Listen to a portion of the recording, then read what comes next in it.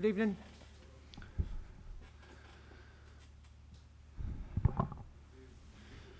Doing this one?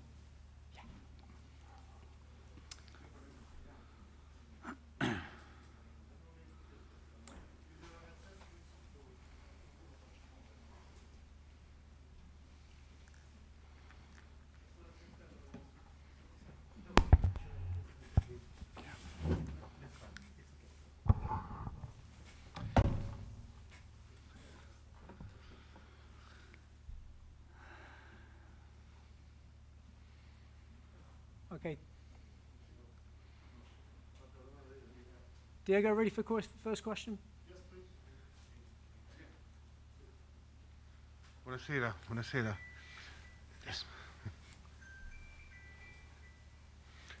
Volevo chiedere che giudizio dà alla prestazione della sua squadra, a che punto è, diciamo, la costruzione della sua squadra e come si è trovato nel primo tempo contro quelle palle alte alle spalle della difesa da parte dei giocatori dell'Italia. Grazie. Yeah, I think firstly you could probably see that it was totally a game of two different halves. I think we were too passive in the first half in our pressing. I don't think we went with the intensity that we talked about in the build-up to the game. And once we'd spoken about it at half-time, I felt second half was a totally different type of game. You know, we pressed, we caused mistakes, we created chances from that, which is something we spoke about. And I think we had a bit more belief in ourselves as a group of players. And, you know, you speak about it after the game very, very briefly, but, you know, there's players in there disappointed that we didn't take it at least into the last 10 or 15 minutes, where it could have been, you know, a little bit tricky for Italy. So, you know, maybe it's a chance gone. But these are the games we're not going to get judged on as such. We need to take that intensity from the second half into our next qualifying games, and that's next Wednesday against Bulgaria.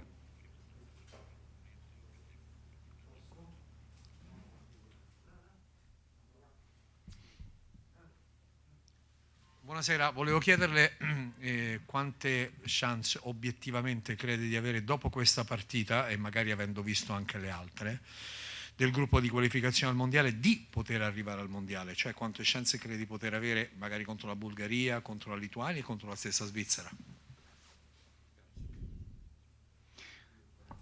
Again, I've not seen the game earlier from Switzerland and Bulgaria, but it's those sort of games against the Bulgarians, against the Swiss, and even against the Italians at home. You know, we'll be buoyed by that second half performance, and we know that we need to start games better, and you know, we can create chances. We've got a team ethic that I think we need to be on the front foot.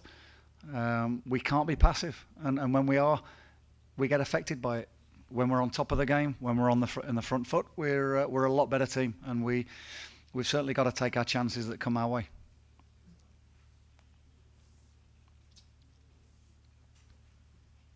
Any questions from the remote panel?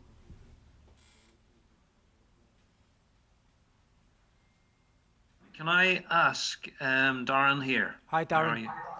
Can I ask, does the second half performance give you some optimism heading into Bulgaria and the remainder of the campaign?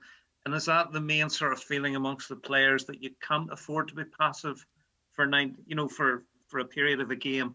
You have to be on it for 90 minutes to pick up points in this group and stay competitive in this group. It's exactly that. You know, we can't go through 45-minute periods where we're not on top of the game. There's times you can't press completely for 95 minutes as hard as we did second half, but when it comes into certain areas in the middle of the park, in the mid third, you know, we were far too passive in the first half. Second half, again, people got 5 yards, 10 yards further up the pitch, got closer to players, made them get their head down, you know, rather than allowed to pick the head up and pick a pass out, and we caused mistakes, and from those mistakes we created chances, and then you're in the hands of the players, you know, to go on good opportunities like Gavin White. Could he have took it round the keeper? You know, instinct to get his toe there.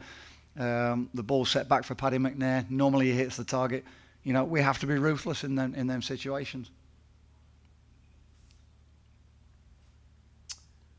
Thanks, Darren. Ian. Hey, Ian. I guess, you know, there were a lot of positives certainly in the second half. Just looking back at the first half, though, particularly that second goal, how do you reflect on that? Because it actually comes from a positive move, you know, Johnny Evans getting up the pitch, but then that leaving gaps behind. Was that something that you've kind of regretted, I guess? I've literally just looked at it before I came up, and I saw it once and walked straight up here. It's not a pretty goal to concede. We'll be, you know, disappointed when we look back at it, and the players will be disappointed that, you know, the keeper's just rolled it out to the guy on the edge of the box. One straight roll out.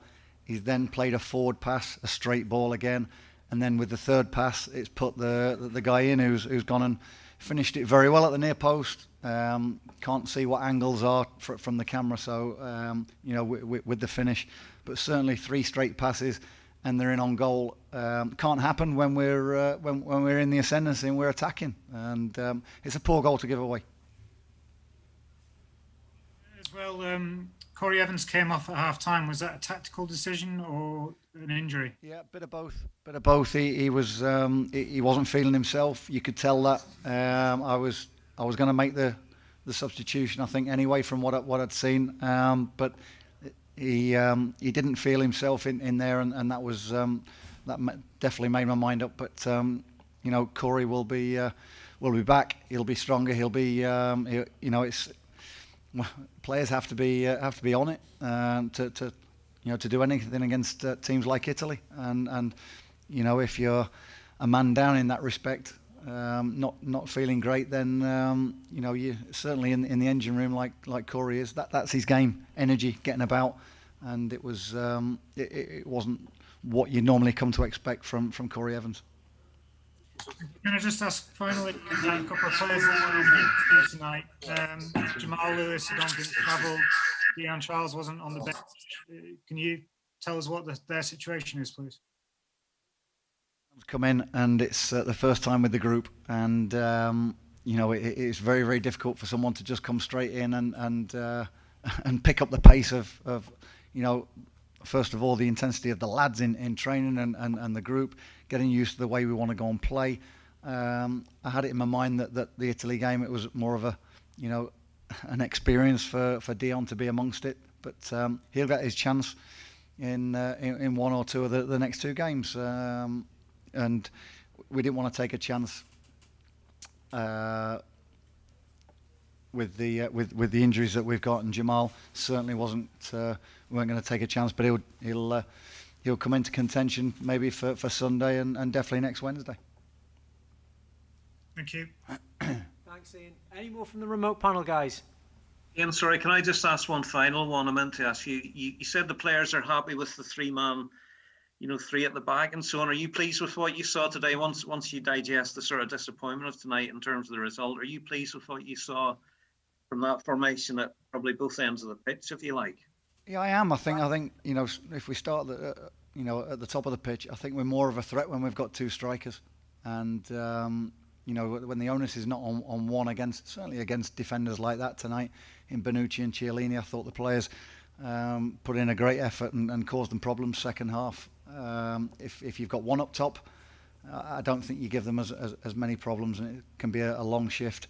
The lads are good enough to go and defend 3 at the back. With certainly this evening with Stewie Dallas and Michael Smith, I thought were very good at on both sides as well, who can get up and down the park. So it's you know, and certainly any questions about Stephen Davis were put to bed, hopefully. Please stop trying to retire him, because he was awesome in the middle of the park. Thanks, Darren. Sorry, was that another positive from tonight, Steve's performance, given it's 125 caps? Absolutely. He didn't look out of place at all, as I knew he wouldn't do. So no, that again, stop trying to retire him. Okay, thanks, Ian. Thanks, Thank Darren. Any more questions from the remote panel, guys? Paul, David, Andy?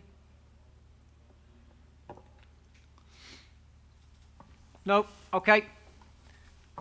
Ladies and gentlemen, thank you very much. Thank you. Thank you. Cheers, Danny. Thanks, guys.